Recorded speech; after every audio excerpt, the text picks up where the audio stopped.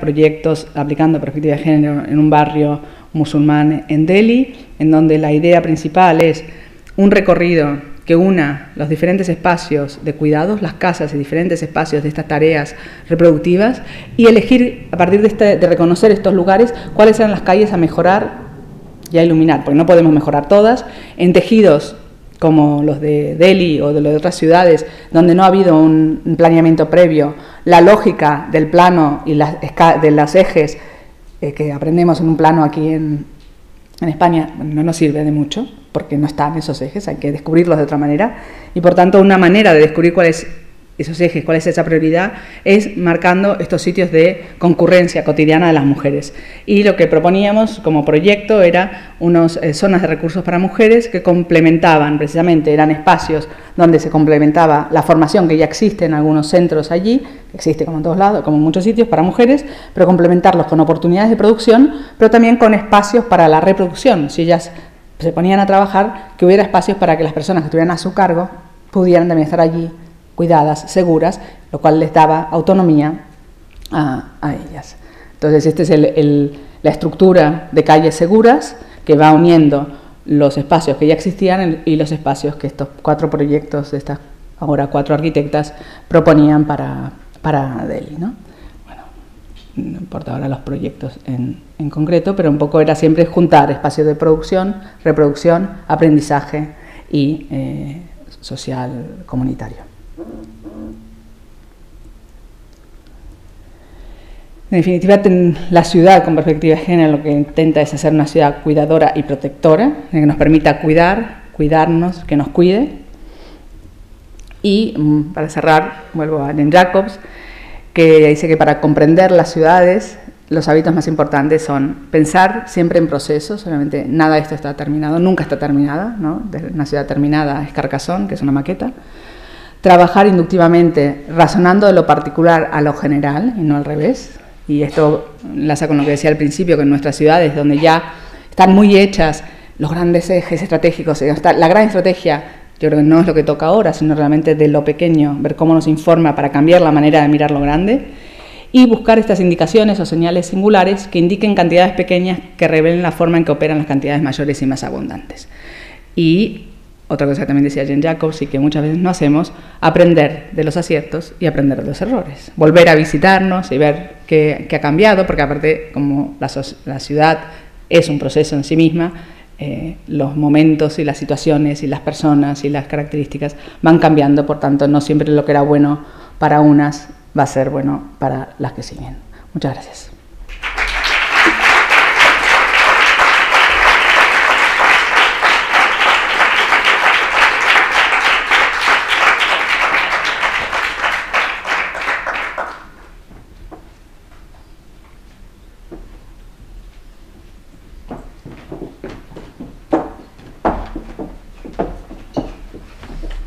Muchas gracias, Zaida. Vamos con la cuarta de las conferencias. Aquí la perspectiva sería de experiencias vividas y tenemos con nosotros hoy a Martha Thorne, que nos va a hablar de su experiencia más biográfica, ¿no? Más personal. Su charla lleva por título Relato de la mujer en el ámbito de la arquitectura, un camino propio. Martha Thorne es decana de la Escuela de Arquitectura y Diseño Internacional, School of Architecture and Design, del IE, con campus en Madrid y en Segovia.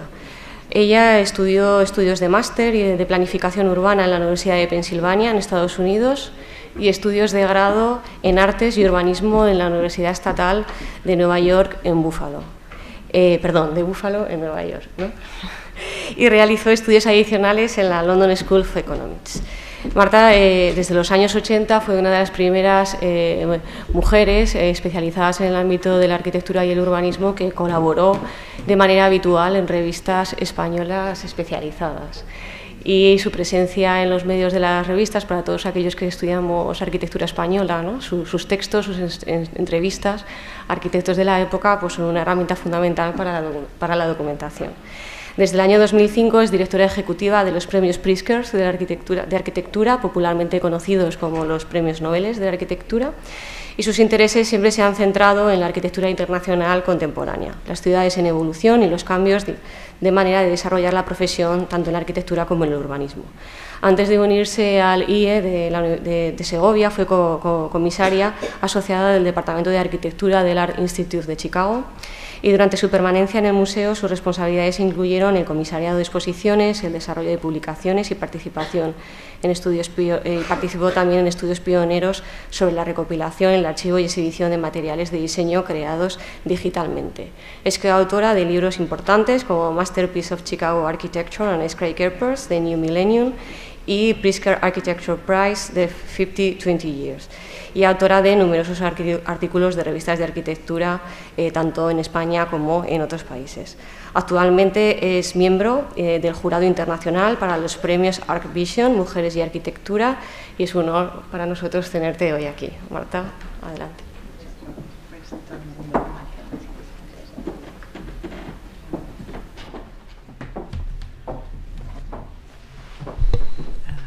Muchas gracias y buenas tardes.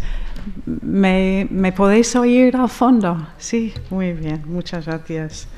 Pues es un placer estar aquí con vosotros hoy y me permitís llamaros vosotros porque me siento casi en casa con el ambiente tan positivo y tan amable aquí en Zaragoza.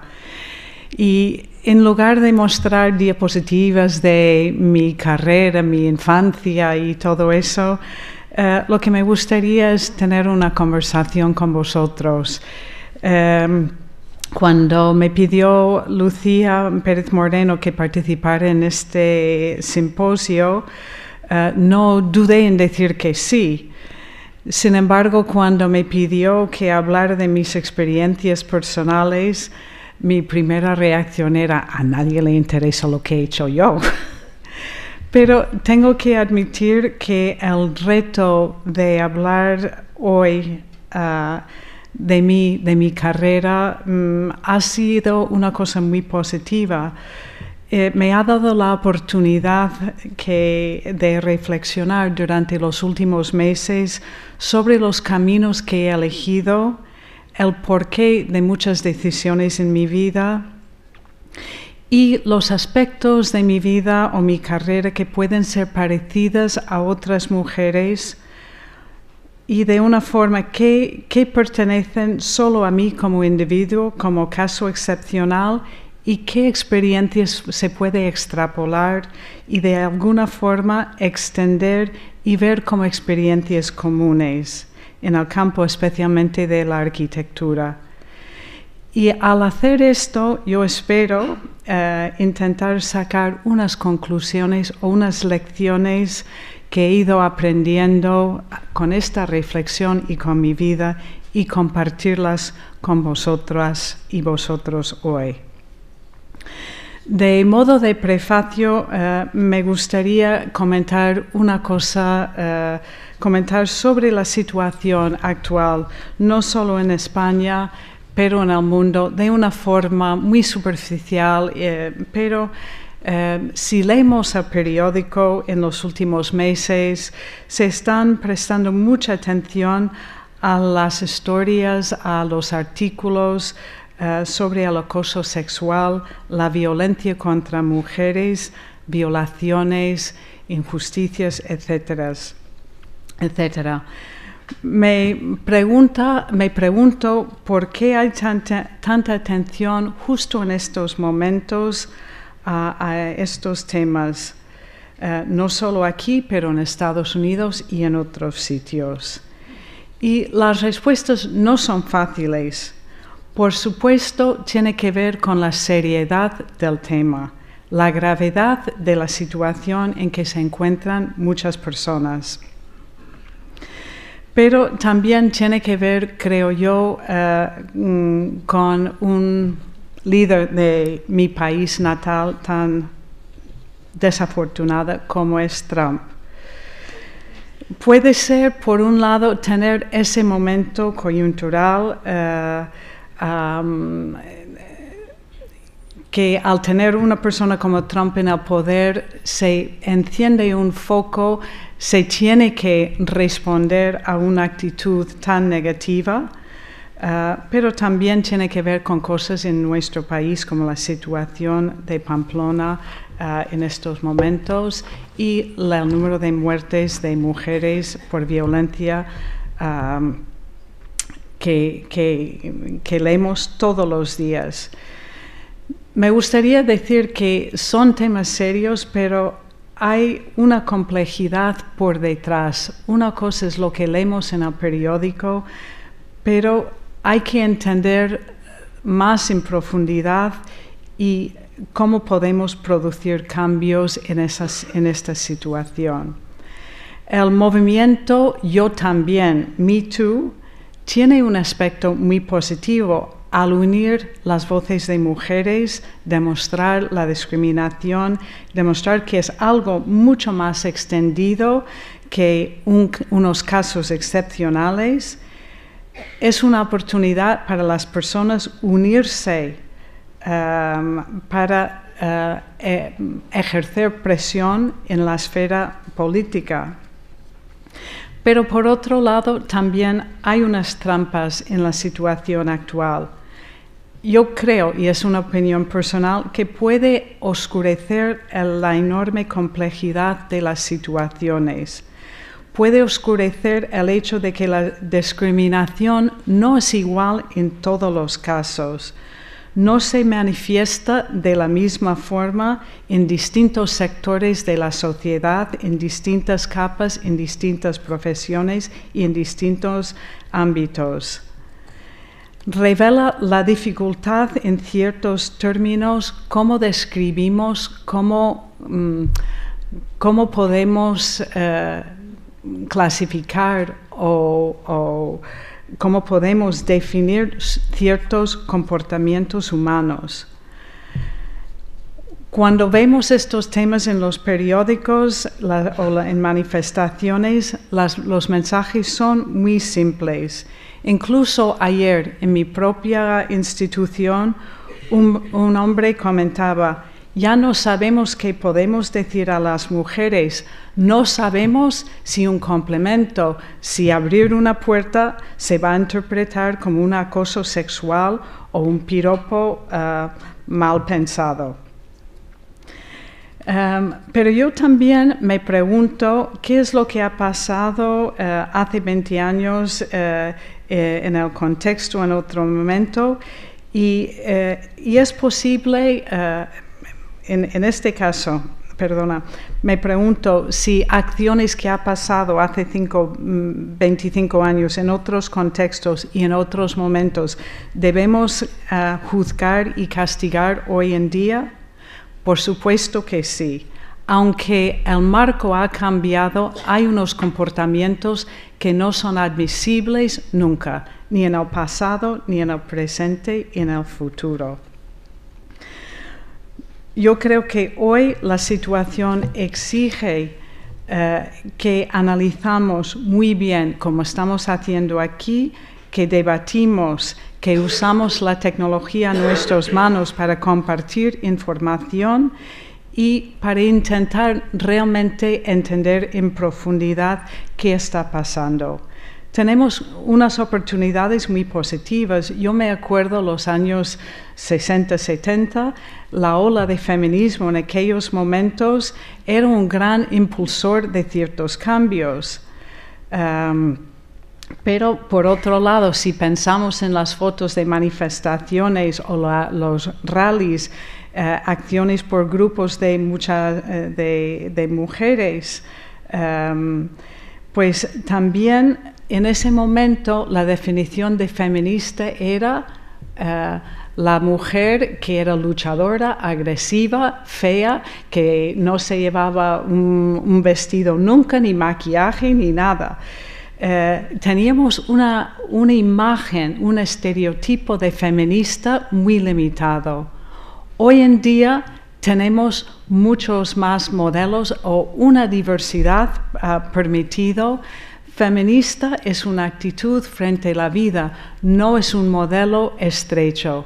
Comportamientos aceptables también son, por lo bueno y por lo malo, son más difíciles de definir. Gracias que hoy en día hay mucha diversidad entre las mujeres, nuestras opiniones, nuestros modos de vestir, ser feminista tiene una amplitud, no significa una sola imagen o un estereotipo. Bueno, con este telón de fondo de abogar a favor de entender nuestra situación actual en toda su complejidad, me gustaría compartir con vosotras y vosotros algunos aspectos de mi trayectoria y unas de lo que he comentado, unas de esas lecciones que he aprendido en el camino. Como he dicho, no traigo diapositivas ni fotos de mi infancia y mi carrera. Tampoco traigo estadísticas de mi escuela, porque creo que las otras ponentes han hecho unas exposiciones magníficas. Si me permitís, me gustaría dar una visión un poco más personal, y admito que nunca lo he hecho en ningún otro foro, entonces esto sería la primera vez. También pido disculpas por el acento. Como podéis apreciar, yo nací en los Estados Unidos, en mi ciudad natal de Rochester, del estado de Nueva York. Mi padre nació en Inglaterra y por situaciones familiares difíciles tuvo que trasladarse a los Estados Unidos a los 15 años. Y él hizo el viaje solo, porque su hermano mayor no quiso ir y se tenían que mandar a alguien. Mi madre nació en Estados Unidos de descendencia escocesa.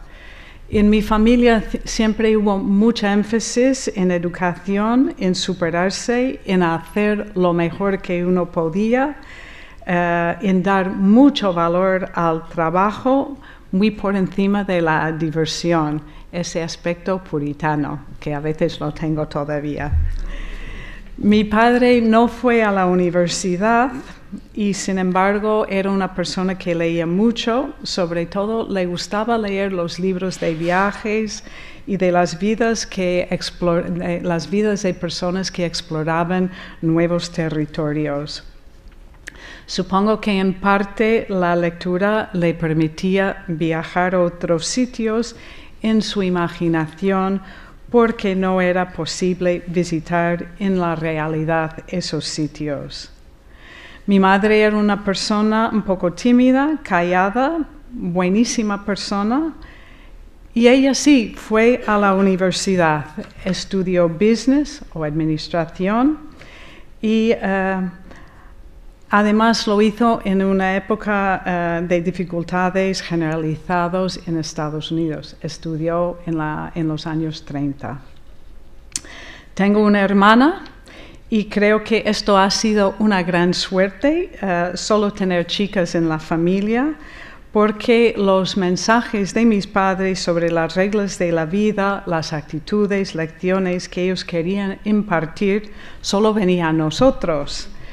Me gustaría pensar que si tuviésemos algún hermano, esa énfasis hubiese sido igual, hermano o hermana, pero nunca se sabe. Sin entrar en un análisis freudiano, yo era la niña pequeña de la familia, bastante independiente, con opiniones sobre casi todo, luchadora, abierta, sincera, pero también muy necesitada de la aceptación y avalanzas de personas de autoridad o en situaciones de poder, como padres, profesores, amigas de mi hermana mayor, etc. Y creo que este es un primer punto o una primera lección a tener en cuenta en esta exposición o conversación, la pregunta: ¿nos importa la opinión de los demás? ¿Hasta qué punto? ¿Y quiénes nos importan? Ojalá que con la madurez nos importa menos la opinión de fuera y seamos capaces de convencer a otros de nuestras opiniones, que no demos más peso a las opiniones de hombres frente a las mujeres en nuestros entornos. Pues fui a un colegio público y a un instituto en mi ciudad natal y a los 18 años me marché a la Universidad de Buffalo. Buffalo no era muy lejos de Rochester, unos 100 kilómetros, pero como es normal en los Estados Unidos, cuando uno va a la universidad se independiza, no vive con la familia, ya establece su residencia, tiene un apartamento o algo en otro sitio. Y es lo que hice. La universidad era grande para esa época, tenía 30,000 alumnos y fue conocido popularmente como el Berkeley del Este.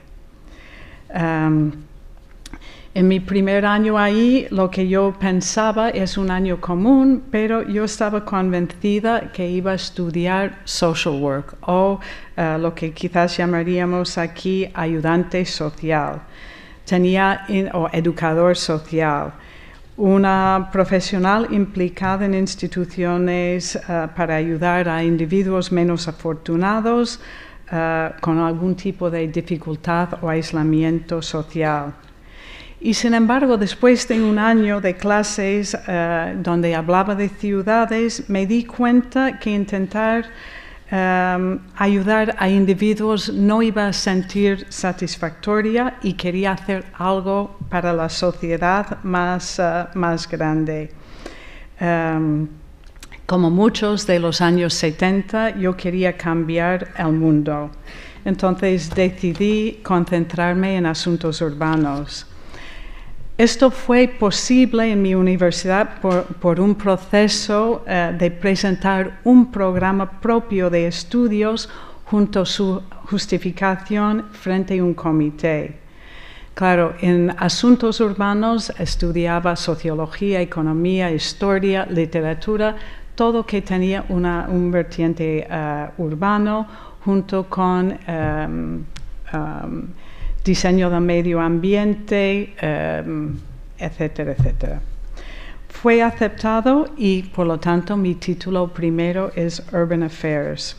También estudié 9 meses en Londres, en London School of Economics, los temas de planeamiento urbano y regional. Y luego mi título profesional es de urbanismo, Master of City Planning de Filadelfia, la Universidad de Pennsylvania.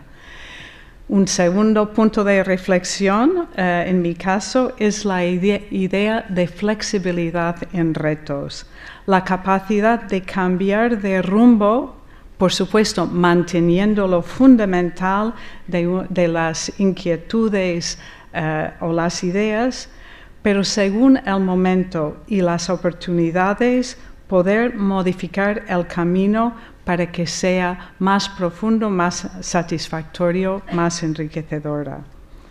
Y este es un punto, yo creo que a lo largo de mi carrera se ve.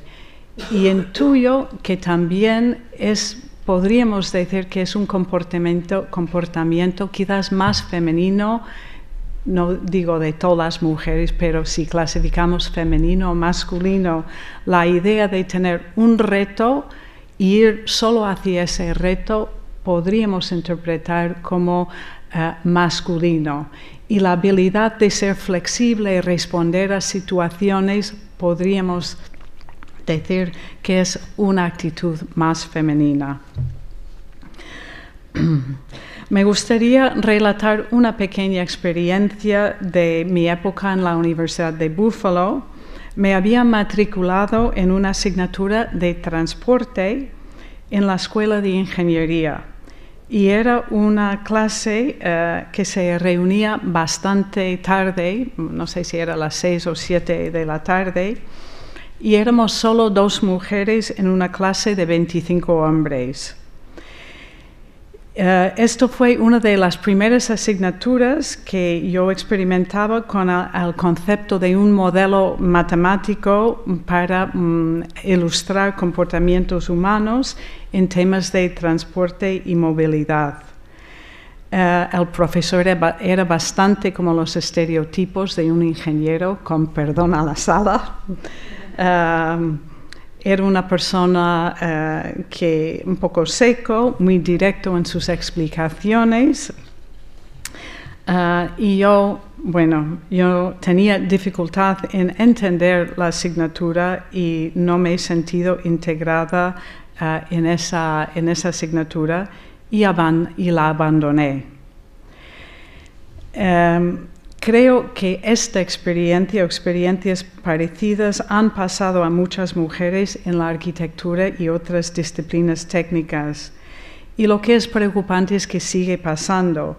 El abandono en nuestras escuelas o cuando hay un tema que es difícil de entender. Y sabemos, como ha dicho Inés antes, es el síndrome de leaky pipe, que puede ser por muchas razones, pero esa pérdida, ese abandono por varias razones es realmente preocupante. Pues a raíz de eso me acuerdo de un comentario de una profesora de política cuando le dije que había abandonado la asignatura de transporte. Su reacción inmediata era: ¿por qué no me venías a ver antes de tomar la decisión? Creo que no hablaba con ella porque la veía como profesora, no tutora, o porque estaba avergonzado ante un posible fracaso.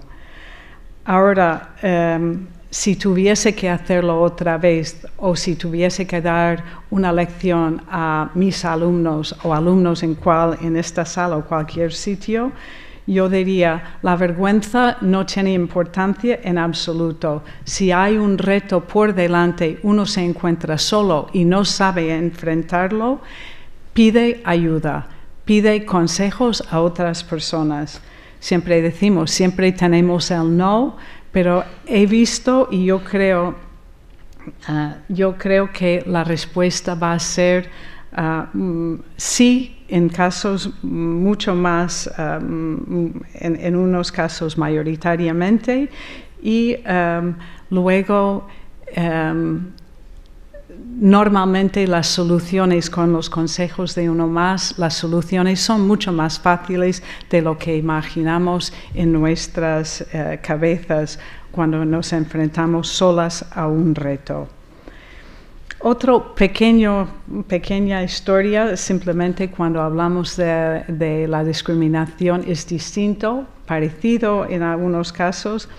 Esto era cuando estaba en Buffalo, necesitaba trabajar en veranos, buscaba un trabajo, pensaba ir a una especie de hotel en las montañas donde vivías y trabajabas y ganabas dinero, si eras camarera o trabajabas ahí como cuidadora, y sería buena manera de ganar dinero. Pues mandé el currículum, me han aceptado, pero me dijeron, y todavía me sorprende, me dijeron: sí, usted puede tener puesto de trabajo aquí si se compromete a teñir el pelo rubio. Bueno, rubio yo no soy rubia en Estados Unidos, pero aquí sí quería el pelo aún más rubio.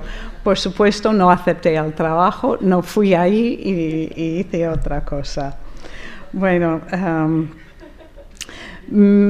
pasando de eso, fui a la Universidad de Pennsylvania, donde mi experiencia fue en general positiva, y al terminar la carrera profesional me vine a España, básicamente por razones personales. Es muy común ahora en Europa, en muchos sitios, pero entonces era muy común viajar después de la universidad, esa búsqueda de uno mismo, búsqueda interna, ¿quién soy yo? Pues viajando nos parecía una forma de encontrarnos, o ese gap year, ese año de descanso, de meditar, de ver cosas antes de empezar el trabajo.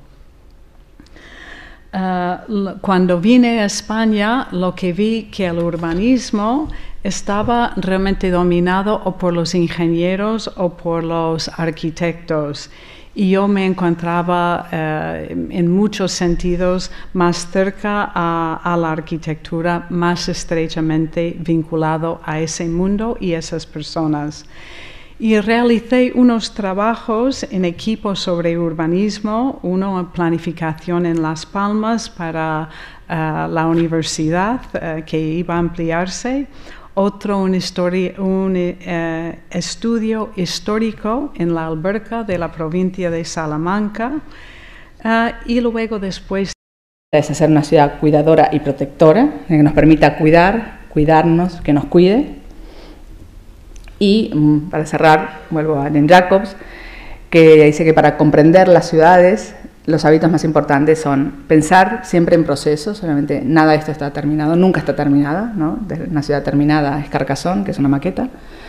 Trabajar inductivamente, razonando de lo particular a lo general y no al revés. Y esto enlaza con lo que decía al principio, que en nuestras ciudades, donde ya están muy hechas los grandes ejes estratégicos, la gran estrategia, yo creo que no es lo que toca ahora, sino realmente de lo pequeño, ver cómo nos informa para cambiar la manera de mirar lo grande y buscar estas indicaciones o señales singulares que indiquen cantidades pequeñas que revelen la forma en que operan las cantidades mayores y más abundantes.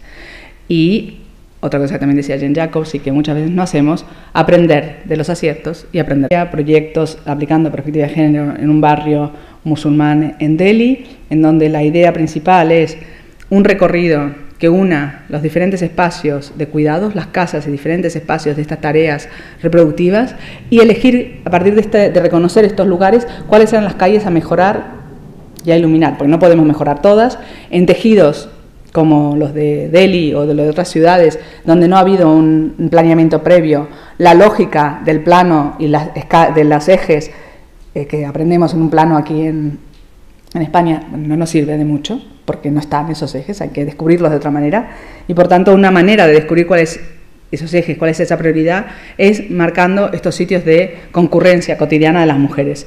Y lo que proponíamos como proyecto era unas zonas de recursos para mujeres que complementaban, precisamente eran espacios donde se complementaba la formación que ya existe en algunos centros allí, que existe como en todos lados, como en muchos sitios para mujeres, pero complementarlos con oportunidades de producción, pero también con espacios para la reproducción. Si ellas se ponían a trabajar, que hubiera espacios para que las personas que estuvieran a su cargo pudieran también estar allí cuidadas, seguras, lo cual les daba autonomía a ellas. Entonces, esta es la estructura de calles seguras que va uniendo los espacios que ya existían y los espacios que estos 4 proyectos de estas ahora 4 arquitectas proponían para Delhi, ¿no? Bueno, no importa ahora los proyectos en concreto, pero un poco era siempre juntar espacios de producción, reproducción, aprendizaje y social comunitario. En definitiva, la ciudad con perspectiva de género lo que intenta los errores, volver a visitarnos y ver qué ha cambiado, porque aparte como la ciudad es un proceso en sí misma, los momentos y las situaciones y las personas y las características van cambiando, por tanto no siempre lo que era bueno para unas va a ser bueno para las que siguen. Muchas gracias.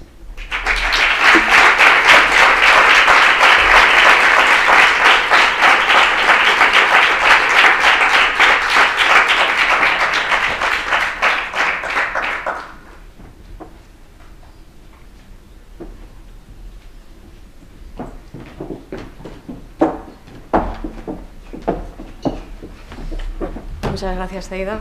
Vamos con la cuarta de las conferencias. Aquí la perspectiva sería de experiencias vividas y tenemos con nosotros hoy a Martha Thorne, que nos va a hablar de su experiencia más biográfica, ¿no? Más personal.